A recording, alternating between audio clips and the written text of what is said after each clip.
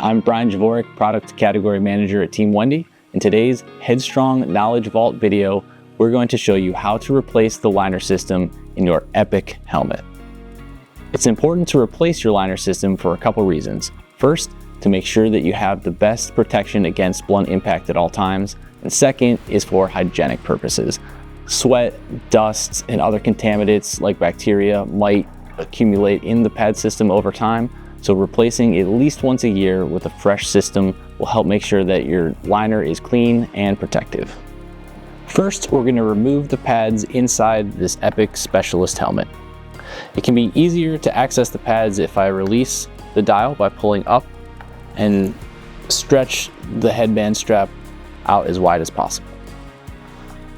We're going to reach in and remove the pads from back to front, although the order doesn't really matter. These pads are held in place with Velcro circles called Velcoins. They should stay in place against the helmet shell as the pads are removed, but should one come loose, it can be pressed back down into position. If it really isn't sticking, replacement Velcoins are available at teamwendy.com. As I remove the 3 impact liner pads, you'll see the comfort pads stay attached. In the Epic helmets, there is a Velcro piece along the front. This is part of the headband system, and this should stay in place during the replacement of the pad system. This does not need to be removed. These instructions are for replacing the pads on an Epic Specialist helmet, but the exact same process and exact same parts are used for an Epic Protector or Epic Responder Plus helmet. If you're looking to order a replacement liner system, make sure to get the Epic Air Fit.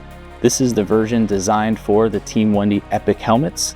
There is a slightly different liner system called the Epic Air that is designed for aftermarket helmets, not the Team Wendy Epic helmet products. To install the impact liner, I start with the front pad. You'll notice the front pad has plastic air channels. These are designed to facilitate the flow of air along your head while wearing the helmet. It's our way to try to reduce the temperature and keep it comfortable. To install this pad, I fold the sides together. I press down so that it is just above the brim of the helmet. The Velcro installed in the helmet should hold the pad in place as I work my way up towards the crown. I'm then going to work to one side and the other. I make sure to pull the headband strap up and away from the helmet shell so that it doesn't get stuck or twisted underneath the pad. Once the front pad is installed, we'll move on to the crown. I again fold it towards the middle. I'm going to position the pad so that it's sitting just above the front piece.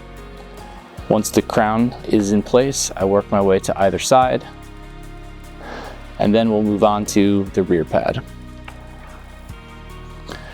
I'll position the pad with the lettering just next to the crown pad in the helmet.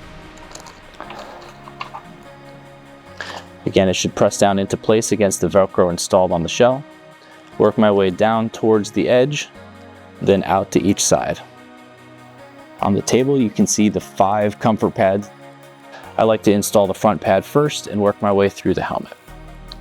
This should fit in a relatively intuitive way. It's designed to sit onto the bottom section of the front impact liner. I'll then move into the crown, where this trapezoid shape will fit onto the remaining pads in the front of the helmet. Next, we'll install this piece on the crown. Press down on the middle, work my way to either side. The other trapezoid fits right next to the crown piece. And the rear comfort pad will fit so that the curve is towards the crown of the helmet. I like to fold it a little bit so I can position the center, then press down on either side.